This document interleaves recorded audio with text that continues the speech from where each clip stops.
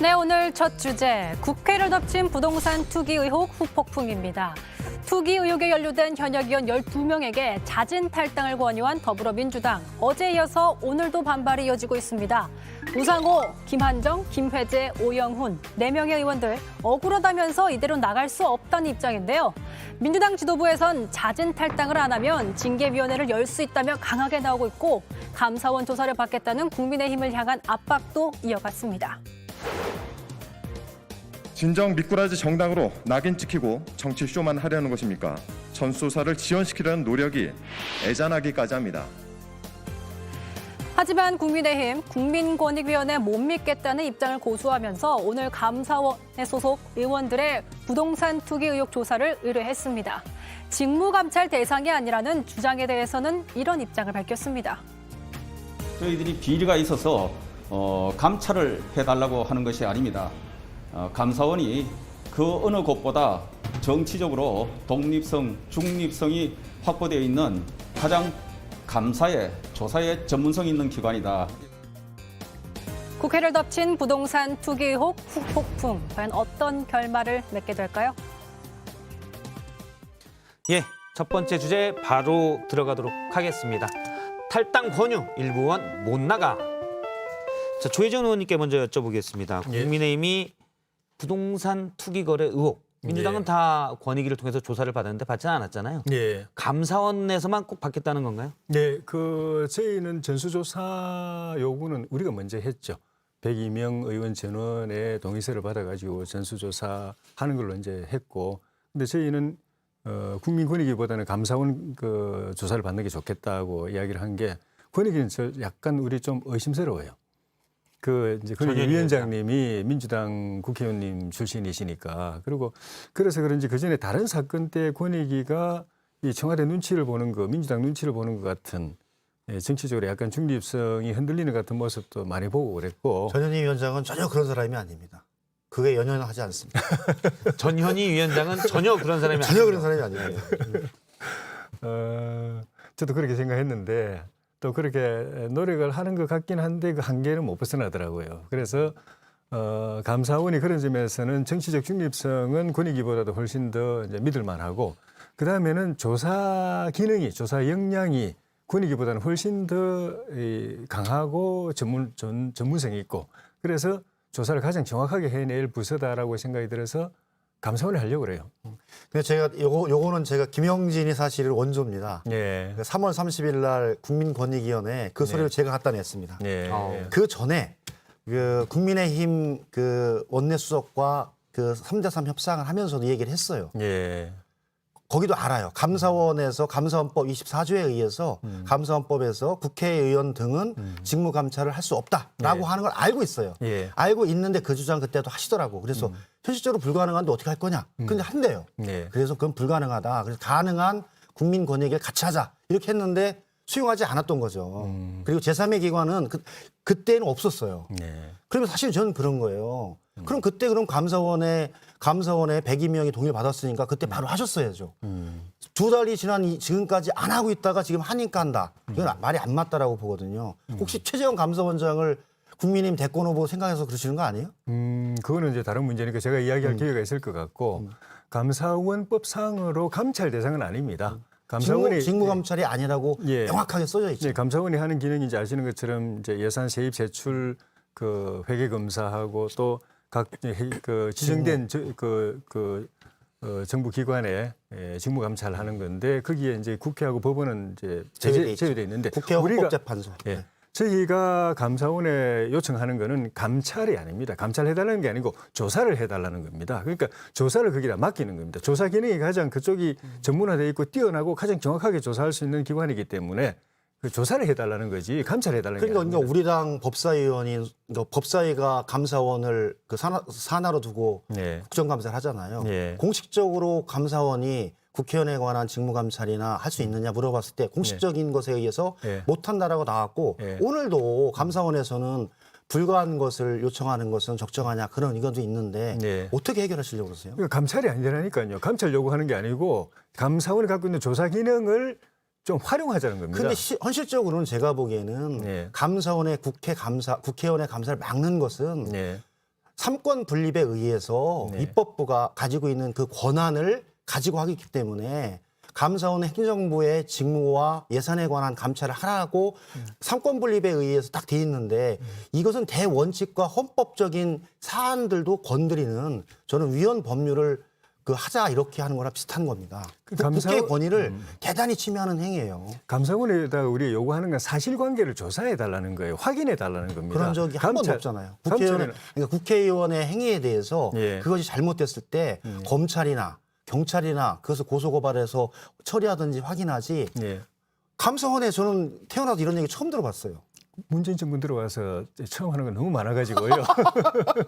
그건 제가 보기에는 너무 과한 말씀이신 것 같아요. 그렇게 해서라도 우리 당 의원들 가운데서 혹시 그런 이제 의혹을 받을 만한 일이 있는지 확인할 필요가 있습니다. 그래야 제가 저희도 보기에는 국민들한테 그래서 저는 떳떳하고. 현실적으로 국민권익위원회에서 예. 전현희 위원장이 민주당 출신이지만 예. 그 직무로부터 배제됐고 어떤 회의도 들어가지 않았고 제출할 때도 이건희 부위원장한테 제출을 하고 그를 통해서 2달 동안 다 조사했습니다. 예. 그다음에 금융 계좌도 다 동일받아서 하고 의심되는 것에 대해서는 소명하라고 해서 소명도 했고 저는 이런 과정을 같이 진행하는 게 맞다라고 봐서 뭐 오늘 내일 감사원에서 판단을 할 거예요. 모르겠어요.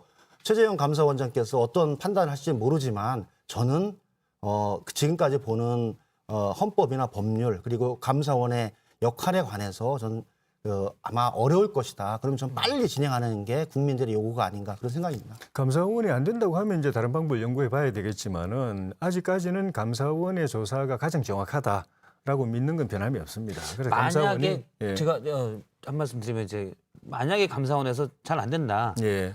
좀 난감하다라고 표현한다면 예. 계속 그래도 해보자. 국민의힘에서 계속 얘기하다가 이렇게 시간만 끌어질 수 있잖아요. 예. 그러다가 좀 지나면 대선 국면으로 넘어가면 그냥 관심에서 멀어질 수도 있고. 예. 근데 이제 어쨌든 중진이시니까 조혜진 네. 의원님이 우리가 예를 들어 뭐 7월까지는 다 이게 뭐 최소한 네. 감사나 조사에 들어가도록 하겠다. 네. 이런 부분들을 말씀하실 수가 있습니까?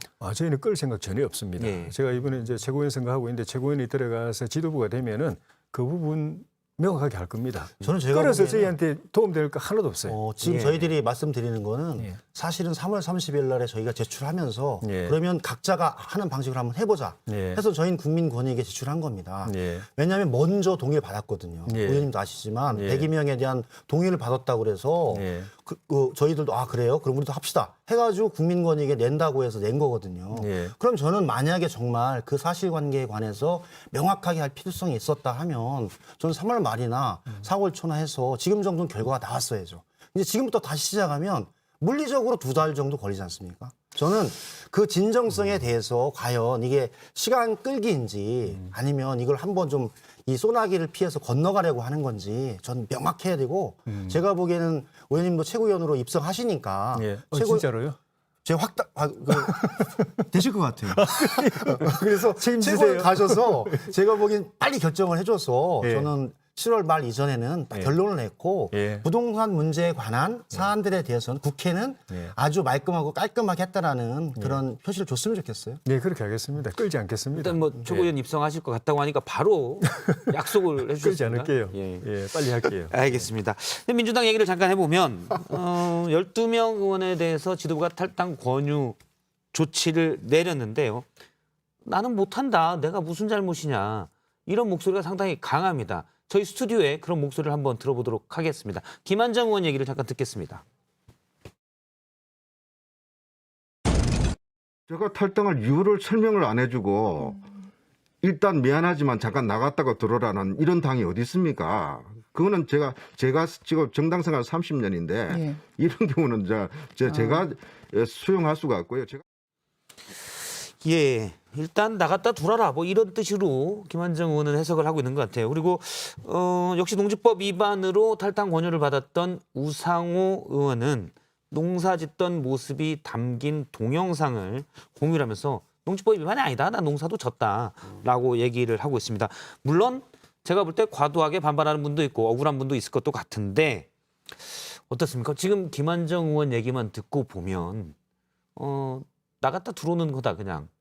어떻게 보면 보여주기다라는 거를 김한정 의원 생각에 얘기하고 있는 거 아닌가 하는 생각도 좀 들고요. 저는 그 김한정 의원도 얘기했듯이 30년 정당 생활에서 탈당했다 입당하는 경우는 대단히 정치적으로 엄청난 그 판단이고요. 또 그 예. 이후에 그 다음 선거를 출마할 때 탈당자와 그렇지 않은 사람들은 정말 하늘과 땅 차이입니다.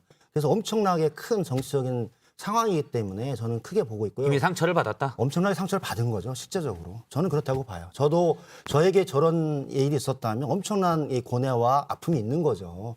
이제 그거를 송영길 대표는 알았던 거죠. 그렇지만 부동산 투기 관련한 사안에 대해서 정확하게 하겠다. 그리고 내로남불, 그다음에 특권으로서 보여지는 문제에 관해서 명확하게 선을 긋고 이후에 나가겠다라는 의지의 표현이었기 때문에 말 그대로 읍참마속으로 사실은 최고위원회 하면서 또 몇몇 분들은 울음까지 보이면서 그 상황들을 인정했다 이런 상황이거든요. 그래서 김한정 의원, 우상호 의원, 또 윤미향 의원 많은 분들이 얘기를 하는데 다양한 의견이 있지만 국민권익위원회 조사를 저는 존중하고 그에 따라서 조사를 받은 이후에 들어오는 게 당의 방침이기 때문에 진행할 수밖에 없다 그런 생각입니다.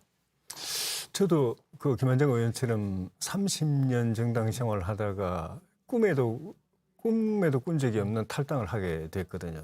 제 예. 평생에 이 보수 정당에서 탈당한다는 건 진짜 상상도 못했는데 그렇죠. 나갈 때는 잠깐 나갔다가 돌아올게요 하고 했는데 돌아오기 힘들더라고요. 박근혜 저 시절에 예. 당시에 이제 공천 탈락돼가지고 공천 탈락돼서 그랬는데 탈당했었죠. 진짜 천신만고 끝에 돌아왔습니다. 그래서 내가 정말 이제 어렵습니다. 딱 들어오고 난 뒤에 제가 결심한 거는 다음에 다시 그런 일, 공천 탈락되는 일이 있으면은 정치를 그만두면 그만두지 탈당은 난 안 한다. 그 서러운 말도 못 하고요. 근데 이제 그게 이제 탈당 이번에 송영길 대표님 조치하신 그 이제 탈당 권유나 출당이 의미가 있으려면 그런 그 진짜 아무 대책 없이 그냥 광야로 나가는 거라야 되는데 지금 김한정 의원 말씀처럼 잠깐 나왔다 다시 들어와라 이렇게 되면은 이건 제가 볼 때 헐리우드 액션인 거예요.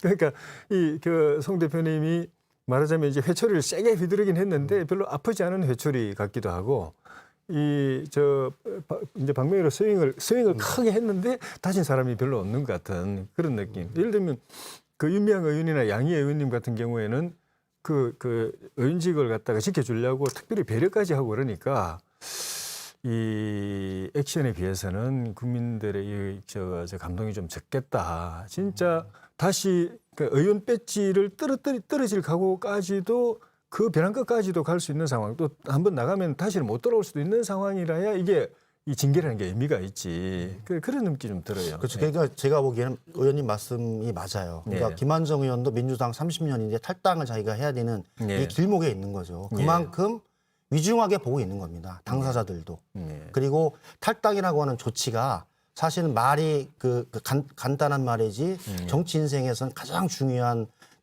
고비죠. 우상호 의원도 마찬가지죠. 벌써 25년, 30년 민주당이 있었는데 좀 청천벽력과 같은 조치가 있는 거예요. 그런데 그 문제 그렇다고 하더라도 우리 당에서는 그 문제에 관해서는 깔끔하게 특수본의 조사를 통해서 다시 입당 여부에 대해서 판단하겠다고 했기 때문에 충분하게 조치를 했다라고 보고요. 아까 말씀드렸던 여러 가지 조항들이 약간 차이는 있었어요. 명의신탁, 농지법 위반 등등이 있어서 법의 위반 경중 여부가 보기에는 본인이 대단히 미세하고 이것으로 과연 탈당을 당 지도부가 할 수 있느냐라고 하는 그런 의문을 가지고 강력하게 지금 문제 제기를 하고 있는 상황입니다. 그래서 그 정도로 저희들은 심각하게 바라보고 있고 그에 따른 조치를 했다. 그렇게 봐서 이 절차대로 진행하는 게 저는 최소한 국민에 대한 약속이고 도리다. 그리고 저희가 3월 30일 날 국민권익위원회에 그 서류를 냈을 때 국민권익위원회 조사 통보를 존중하겠다라고 말씀을 드렸기 때문에 그것을 지키는 차원이라고 보면 될 것 같습니다. 이재명 지사가 오늘 그런 얘기를 했습니다. 12명 탈당을 결단한 지도부에 경의를 표한다. 우리 김영진 의원이 자는 별로 말씀 안 하셔도 많은 언론 보도에서 이재명 지사의 최측근으로 보도되고 있기 때문에 지금 크게 웃은 건 강한 긍정이십니다. 해석은 다양합니다. 사실 지난 대선 때부터 계속 옆에서 도와주셨고 했기 때문에 이 부분도 이제 일단 내로남불의 프레임을 벗어나야 된다라는 그런 절박함이 묻어 있다고 보면 되나요?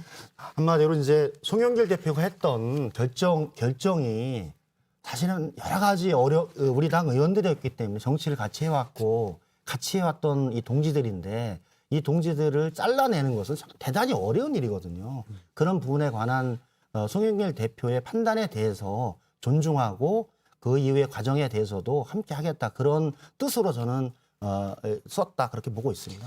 이것도 하나 여쭤볼게요. 이 부분은 좀 작은 일 같기도 한데 눈에 띄어서 또 어떤 걸 또 찾으셨나요? 윤미향 의원님의 배우자분께서 소셜 미디어에 글을 올렸어요. 뭐 주택 부금을 동생분이 이 남편분의 동생분이 주택 부금을 부어서 나중에 집도 한 채 장만해야 되지 않냐. 그래서 이제 원래 동생분 명의로 집을 살려다가 남편분 명의로 해놓은 건데 그 어머님의 집을 팔고 매각한 돈으로요. 그런데 일단 부동산 명의신탁 위반인 건 맞는 것 같은데 이게 왜 투기냐. 근데 이제 권익위에서 얘기한 건 차명 의혹이었거든요. 그러니까 원래 그 권익위에서 지적한 건 맞잖아요. 어떻게 보면 인정한 건데 이렇게 강하게 반발하니까 이게 뭐가 잘못됐나 이런 생각도 좀 들고요. 조혜진 의원 혹시 어떻게 보세요? 그 이제 차명도 명의신탁도 다 이제 불법인 것이니까 예. 그래서 이제 권익위가 지적을 했던 거고 그 전에 또 윤미향 의원이 또 그 위안부 할머니 그쪽 일과 관련해서도 이 재산 관계에 뭐 여러 가지 문제들이 많이 있었죠.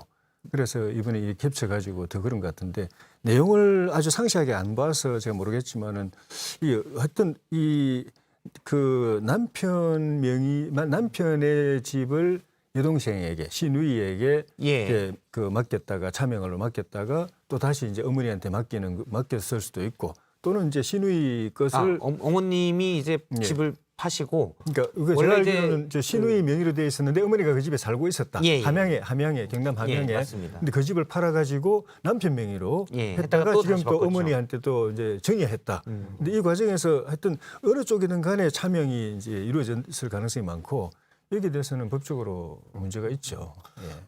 말씀하셨듯이 어머니 명의로 돼 있다가 예. 여동생으로 갔다가 예.